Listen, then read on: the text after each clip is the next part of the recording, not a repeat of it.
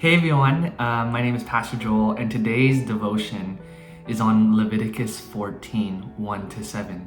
I want to encourage you to take the time to read it before I share my little devotion. The main point of it all is Jesus is the promised Messiah. The idea of this chapter, if you read the whole thing, is to give us a biblical image and seriousness of sin. See, this chapter is an analogy that reveals to all of us, humanity, and accurately describes the spiritual condition or the state or the reality of our heart, of our lives, and of our spirituality. See, the analogy is seen, if you read it in Leviticus 14, is about leprosy. See, leprosy and sin have many things in common. There's a parallel, and sin is always described, or leprosy is always related to sin. Both leprosy and sin destroys a person, and it is incurable. See, leprosy causes a numbness in the body and kills the whole body the whole body's nerves, and it literally eats the body alive physically until it dies.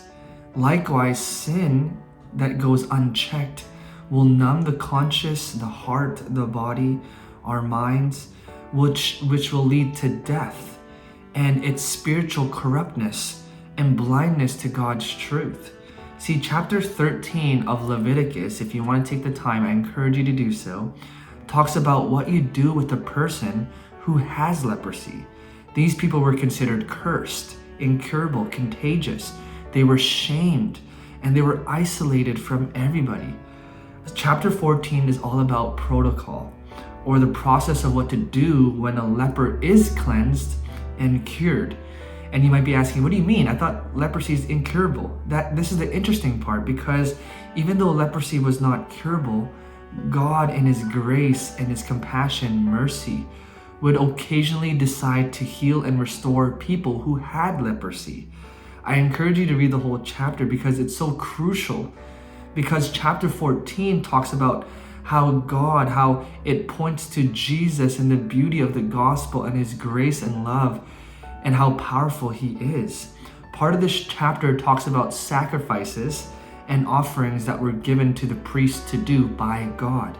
Have you ever asked why sin and guilt offerings from somebody that is being cleansed from leprosy? See, they didn't get leprosy because they were guilty.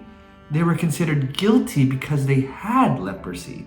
The ceremony, like I said, was performed by the priest commanded by God.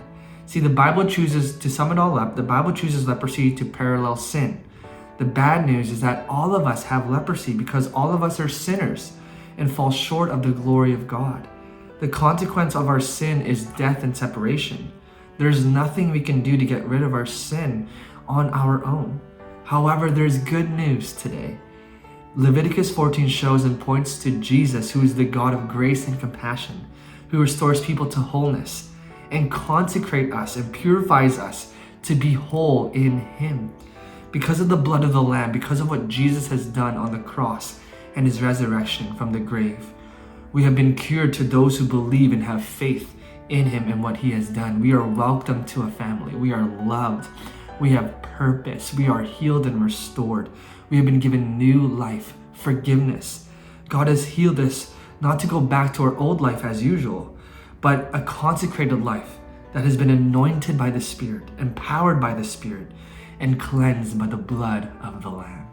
So remember, God's grace, what He's done on the cross, His redemption, can save you and save me and the world. And let's take hope in that today. God bless you.